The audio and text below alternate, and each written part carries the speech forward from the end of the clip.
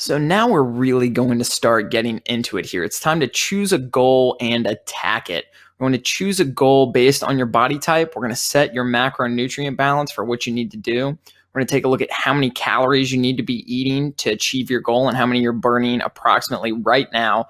And we're going to be talking about how to crush your goals. So, what is your body composition goal? And that's one of the first questions that you need to ask yourself. The most important thing about this is that you only need to pick one. We're not going to try to pick two different goals of building muscle and losing fat at the same time. That's just going to make you stalemate yourself in trying to get to either one of those goals and will probably make you get discouraged. So, choose either fat loss or weight loss. Fat loss is a little more specific than weight loss because weight loss you can lose fat tissue or muscle tissue or a combination of both, whereas fat loss specifies that you're purely just losing stubborn fat tissue. Weight or composition maintenance, maybe you're happy with where you're at and that's awesome. We'll give you all the tools that you need to maintain where you're at or maintain where you're at when you get to your goal. And then building muscle too. So body type versus macros and your goals, and this is kind of going to paint a picture of how important macronutrients are and nutrition in general is to reaching your goals. Your macronutrient balance is going to be based off of your body type and the goal that you are trying to achieve, which we're going to discuss in the following slides. MyFitnessPal, which is a free application and website, lets you view and customize your macronutrient percentages and goals. So go ahead and open up a free account on MyFitnessPal and download it to your smartphone. It will display how many grams of each macronutrient you will need to eat daily based on the percentage that you input into MyFitnessPal. And that's kind of a beautiful thing about it, is that you can customize your macronutrient percentages based on your personal goals. They'll also spit you out their own recommendations too, but we're going to go with customizing your macronutrients in the application. It will also give you a recommended daily calorie intake based on your goals, height, weight, age, gender, and level of activity. We're also going to give you another option for calculating approximately how many calories you're burning in a day in case you want to do that instead.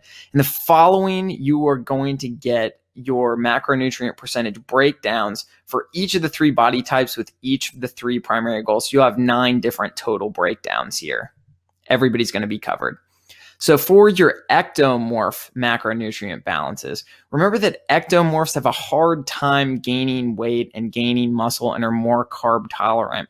So you can just take a look at some of the breakdowns here for fat loss, for maintenance once you get to your goal, and then ectomorphs for gaining too. And you can see how the balances of carbs, proteins, and fats change here with the ectomorphs.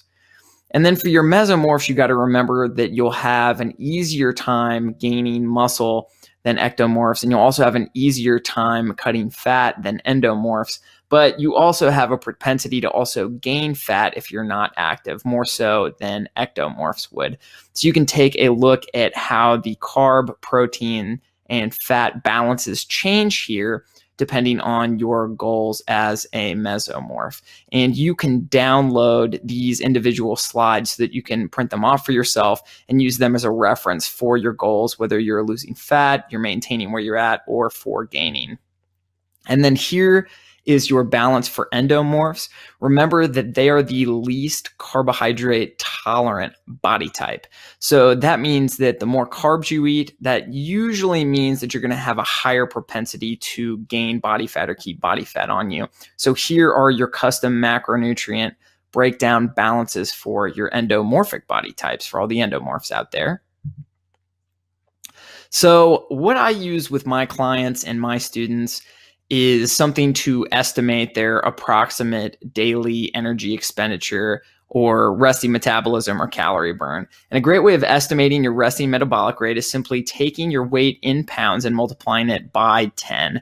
And some call this the rule of 10, and this just keeps it really simple for estimating about how many calories you need per day to maintain your current weight.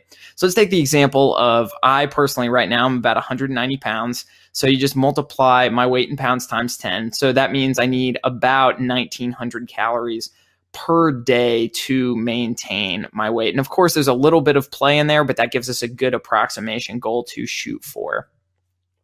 So now, how do you set your goal with a rule of 10? Let's calculate your estimated resting metabolic rate with the rule of 10. And you can do this with me right now. We'll make this an activity. So just take your weight in pounds, or if you're starting with kilograms, you just take your weight in kilograms and multiply it times 2.2, and then multiply your weight in pounds by 10. So what's your daily resting metabolic rate? Go ahead and write that down or punch it into a document. If you have MyFitnessPal already, you can go ahead and punch that in there or make a note for yourself. So then if we take a look at our goals here, if you're choosing to lose fat and lose weight, subtract 10% of your total daily energy expenditure from your resting metabolic rate. For weight maintenance, you want to eat within 10% above or below of your resting metabolic rate daily, hoping that you will balance out around that caloric approximation or your resting metabolic rate that we calculated. And if you're building muscle, I would say you'll probably be an ectomorph, which means you'll need to eat a ton of food to build muscle. And mesomorphs will probably have to do this too. So add between 15 and 20% to your resting metabolic rate number, and that will be your daily calorie goal for gaining muscle. So here's a little example of calorie configuration with your goal setting. We'll just carry this over from the previous example of me weighing 190 pounds. So that means my resting metabolic rate is about 1,900 calories a day. That would mean my net calorie goal for the day is about 1,900 calories. And your net calories is just your calories eaten minus the amount that you exercise or your activity in which you burnt calories. So let's say my goal is to start losing weight and body fat. So I'll take my 1,900 calories per day resting metabolic rate times 0.1. So that's 10%. And that equals 190 calories.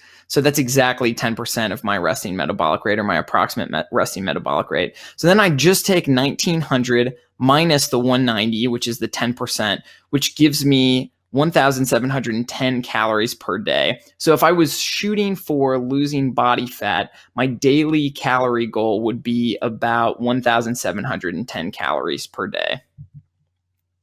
So to put this into immediate action, go ahead and identify your body type if you haven't already from the previous video. Identify your goal, whether it be fat loss, maintenance, or building muscle. Calculate your approximate resting metabolism with the rule of 10.